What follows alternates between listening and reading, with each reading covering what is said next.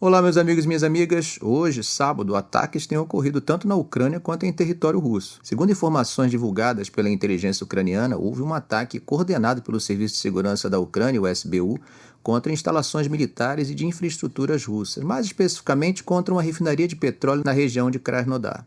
Esses ataques foram realizados utilizando drones de longo alcance, uma tática que, como temos visto, a Ucrânia tem intensificado ao longo desse conflito, que já entrou no seu terceiro ano. A escolha de alvos como refinarias de petróleo é particularmente estratégica. Kiev considera essas instalações alvos legítimos, argumentando que impactam diretamente a capacidade logística e de abastecimento do inimigo. No entanto, essa estratégia tem suas consequências negativas também. Aliados estrangeiros têm demonstrado preocupação não apenas com possíveis retaliações russas, mas também com o impacto desses ataques nos preços globais do petróleo, sugerindo uma pausa nessas ações. Bom, aqui para nós, isso pode acabar trazendo prejuízo para o nosso pulso na hora de abastecer o carro, a não ser que a Petrobras assuma o prejuízo e não repasse para as distribuidoras e para o consumidor final. Mas, como sabemos, isso traria sérios problemas para a saúde financeira da empresa. O chefe do Distrito Administrativo Russo de Slaviansk, Roman Siniagovsky, confirmou que houve sérios danos à infraestrutura da refinaria, com 9 ataques direcionados tanto ao parque de tanques de armazenamento quanto à coluna de destilação, que é importante no processo de refino do petróleo. Siniagovsky utilizou o aplicativo de mensagens Telegram para comunicar esses danos que certamente terão impactos na produção local e possivelmente nas operações militares na região. Do outro lado, também houve ataques russos às instalações energéticas na Ucrânia. É importante lembrar que esse ataque não foi isolado. Segundo relatos, foi o quarto grande ataque aéreo direcionado ao sistema de energia da Ucrânia desde o dia 22 de março. Os mísseis, tanto balísticos quanto de cruzeiro, foram lançados por bombardeiros estratégicos russos baseados no Círculo Ártico. Esses ataques têm como alvo o sistema de energia já fragilizado na Ucrânia. A maior empresa privada de eletricidade da Ucrânia, a DTEK, disse que 4 de suas 6 usinas termoelétricas sofreram novos danos devido a esses ataques. Além disso, grandes incêndios tiveram que ser combatidos por equipes de resgate em várias instalações energéticas nas regiões ocidentais de Lviv e Ivano-Frankivsk, que fazem fronteira com membros da OTAN como Polônia e Romênia. É interessante notar também, gente, a situação em Kryvyi Rih, cidade natal do presidente ucraniano Volodymyr Zelensky, onde o fornecimento de água foi interrompido após os ataques nas instalações energéticas na região central de Dnipropetrovsk. O governador da região, Serhiy Vilizak, falou sobre a gravidade da situação, afirmando que não foi possível evitar as consequências desses ataques. Já a defesa ucraniana afirmou ter derrubado 21 dos 34 mísseis. Da mesma forma que a Ucrânia defende a legitimidade de seus alvos, a Rússia também nega que esteja mirando civis em seus ataques aéreos e afirma que o sistema energético ucraniano constitui um alvo militar legítimo. Bom, gente, com a perda de 80% da capacidade de geração de energia térmica e 35% da capacidade hidrelétrica devido aos ataques russos, a Ucrânia está numa situação extremamente delicada. A importância dessas fontes de energia, especialmente para equilibrar a rede elétrica do país, não pode ser subestimada. Essas perdas representam um grande desafio, especialmente considerando que o consumo de energia tende a aumentar nos picos de inverno e verão.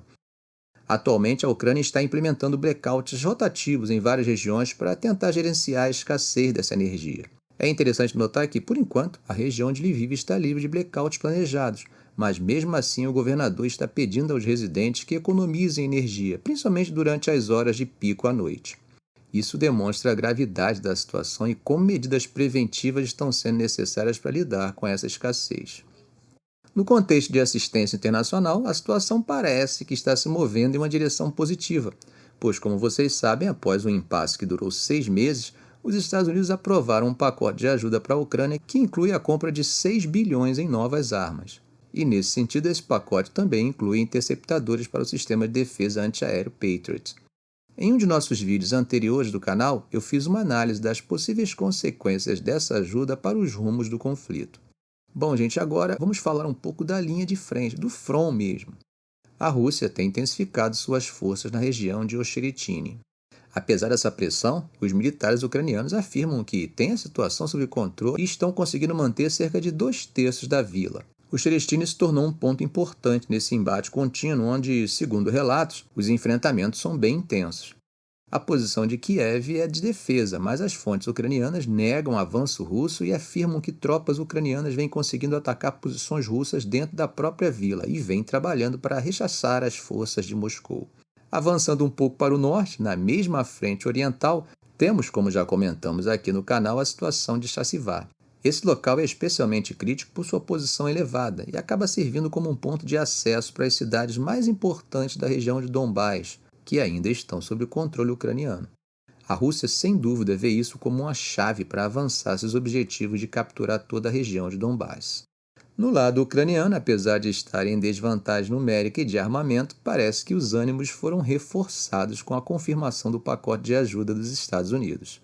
Bom, gente, saindo da Ucrânia, o tema da Palestina e do conflito em Gaza tem ganhado força fora do Oriente Médio. Já comentei em vídeos anteriores do canal que a estratégia usada pelo governo de Netanyahu nos ataques em Gaza tem sido responsável pelo crescimento de um sentimento pró-palestino. Por mais que esse movimento seja legítimo, ele também abre portas para um perigoso crescimento do anti-C... É importante ter em mente que uma crítica ao governo de extrema-direita do atual primeiro-ministro de Israel não pode e não deve ser confundido com uma crítica ao Estado de Israel ou aos judeus como nação, cultura e religião. É importante ter isso em mente da mesma forma que não se pode fazer críticas aos palestinos como se todos eles fossem coniventes e nutrissem o mesmo ódio que o Hamas nutre pelo Estado de Israel e pelos judeus. Bom, mas voltando aos fatos, as tensões estão em alta na frente da prestigiosa Universidade de Sciences Po em Paris, e especialmente sobre a guerra em Gaza. Ontem, sexta-feira, um cenário bastante tenso se desenrolou com um grupo pró-Israel surgindo para confrontar estudantes pró-palestinos que ocupavam o edifício. A polícia teve que intervir para manter os dois grupos separados. Durante a ocupação, alguns estudantes, apoiando os palestinos e vestindo o kefê preto e branco, um símbolo forte de solidariedade com Gaza, exibiram bandeiras palestinas nas janelas e sobre a entrada do prédio. Esses estudantes exigiam que a instituição condenasse as ações de Israel e a morte de civis palestinos, que já chega a 34 mil. O caso francês, como vocês sabem, não é isolado. Ele acaba refletindo outros movimentos com características semelhantes que têm ocorrido em outros países, como em campos universitários dos Estados Unidos. Richan, um estudante de mestrado de 22 anos em Direitos Humanos e Estudos Humanitários na Sciences Po, disse ter esperança de que esse movimento ganhe força também na França, da mesma forma como ocorre nos Estados Unidos e agora na Austrália. Ele acredita que o mundo acadêmico tem um papel importante a desempenhar. Zoe, de 22 anos, estudante de mestrado em administração pública na mesma universidade, afirmou com determinação que não vão desistir até que o G... em Gaza termine. Mais tarde, manifestantes pró-Israel, alguns enrolados em bandeiras israelenses ou francesas, marcharam até o edifício em protesto. Enquanto isso, nos Estados Unidos, continuam os enfrentamentos entre a polícia e estudantes contrários à guerra de Israel em Gaza. Esses enfrentamentos em campos universitários levantam debates sobre os métodos usados para reprimir os protestos, que, ao invés de diminuírem, se intensificaram desde as prisões em massa na Universidade de Colômbia na semana passada.